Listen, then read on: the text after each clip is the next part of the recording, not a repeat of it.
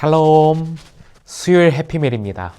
이 세상이 줄 수 없는 참된 평안을 주님 안에서 누리는 하루 되시길 소망합니다.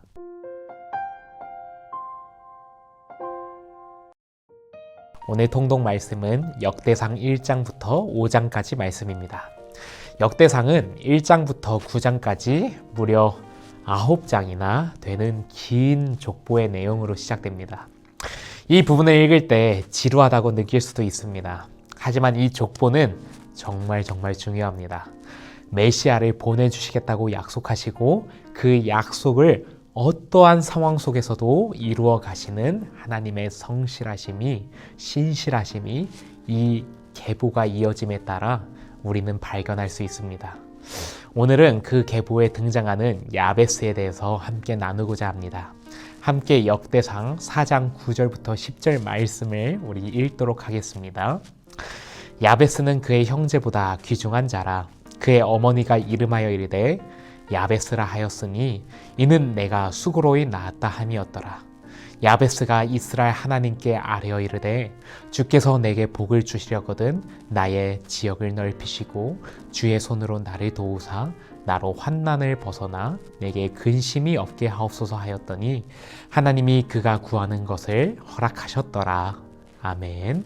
오늘 본문은 우리가 잘 아는 야베스의 짧은 기도문입니다. 짧지만 아주 강력한 기도문이죠. 야베스는 이 기도문으로 그의 인생이 바뀌었습니다. 야베스, 그 이름의 뜻은 고통입니다. 세상에 자기 자식의 이름을 고통이라고 짓는 부모가 어디 있겠습니까? 물론 그렇게 이름을 지은 이유는 있겠죠. 그의 어머니가 야베스를 낳을 때 정말 고통스럽게, 고생스럽게 낳았습니다. 그래서 내가 수고로이 낳았다고 하여 이름을 야베스, 즉 고통이라고 지었습니다. 홧김에 그렇게 지은 건 아닌가 또 모르겠습니다. 야곱의 아들 중 베냐민도 비슷한 상황을 겪었죠. 그의 어머니 라헬은 베냐민을 낳다가 심히 고생하였고 결국은 그를 낳다가 죽습니다.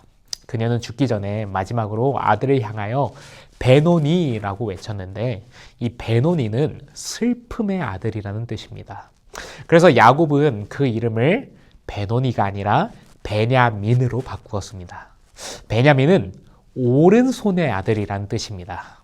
만일 아버지 야곱이 베냐민의 이름을 바꿔주지 않았다면 그는 평생토록 슬픔의 아들이라 불리우며 자신을 낳다가 죽은 어머니에 대한 죄책감과 슬픔을 안고 살았을 것입니다. 그 대신 야곱은 그를 오른손의 아들이라 부르며 가장 중요하고 가장 사랑하는 그 오른손 아들로, 그런 아들로 살아가도록 했습니다. 근데 야베스는 그냥 야베스라 불렸습니다. 고통이라는 수식어가 항상 자기 이름에 붙어 다녔죠. 그는 이러한 자신의 삶을 바꾸고 싶었습니다.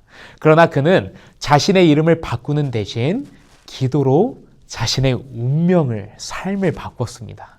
그는 두 가지 기도를 지속적으로 드렸는데 첫째는 나의 지역을 넓혀달라는 것과 또 둘째는 하나님이 자기를 도우셔서 환난을 벗어나 근심이 없게 해달라는 기도였습니다. 이처럼 그는 자신의 운명을 바꿀 절실한 기도를 하나님께 드렸습니다.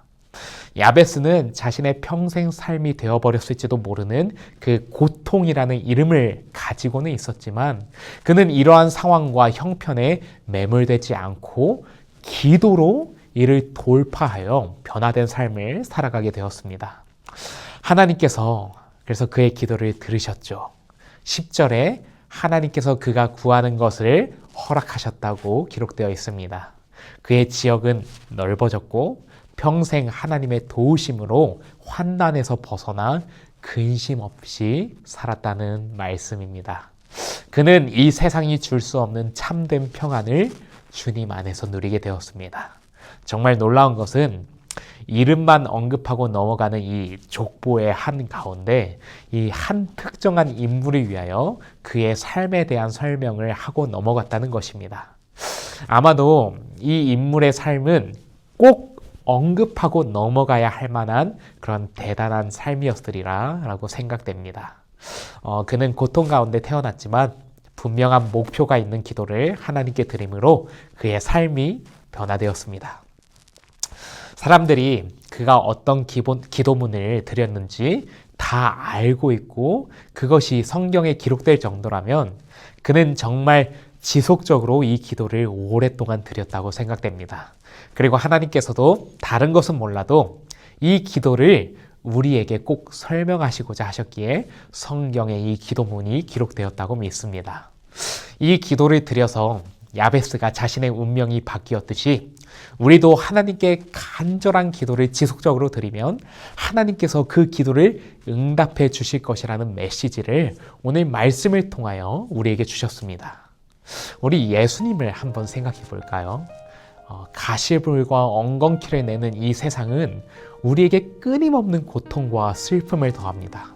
이것은 죄인이라는 칭호가 붙은 우리의 인생 가운데 어쩔 수 없이 겪게 되는 고난입니다. 그러나 우리도 야베스처럼 하나님의 은혜를 간구해야 합니다.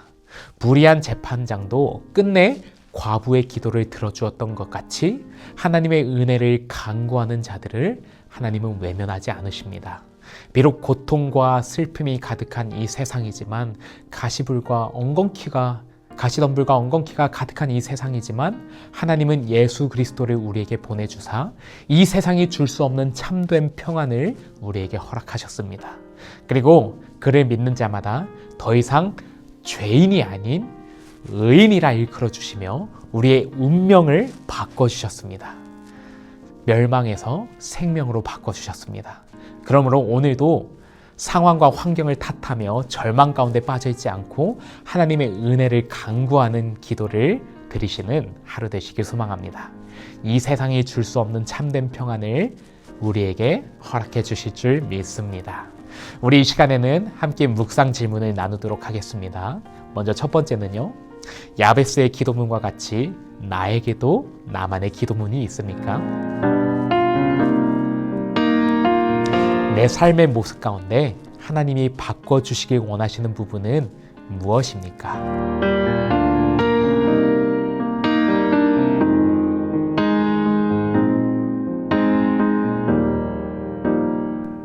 우리 이 시간 함께 기도드리겠습니다. 하나님 아버지 감사합니다. 하나님 오늘 야베스의 기도를 통하여 우리의 기도를 응답하시는 하나님의 은혜를 묵상하게 하심에 감사드립니다. 야베스가 하나님께 간구하였을 때 하나님께서 그의 운명을 바꾸어 주셨듯이 또 그에게 가장 필요한 것을 허락해 주셨듯이 주님 우리에게 가장 필요한 것이 무엇인지 아시고 우리에게 가장 필요한 분인 예수 그리스도를 우리에게 보내주심에 감사드립니다. 죄인의 신분으로 인하여 멸망할 수밖에 없는 우리의 운명을 주 예수 그리스도로 말미암아 의인으로 또 생명으로 나아갈 수 있도록 우리 운명을 바꿔주심에 감사드립니다. 하나님, 그 하나님의 은혜를 기도하며 우리의 기도를 들으시는 하나님을 기억하며 늘 어떠한 고난과 고통과 어려운 상황 가운데서도 하나님을 먼저 찾고 의지하고 하나님께 간구하는 믿음의 백성이 될 수 있도록 우리에게 믿음을 더하여 주시옵소서. 감사드리옵고 예수님의 이름으로 기도드립니다. 아멘.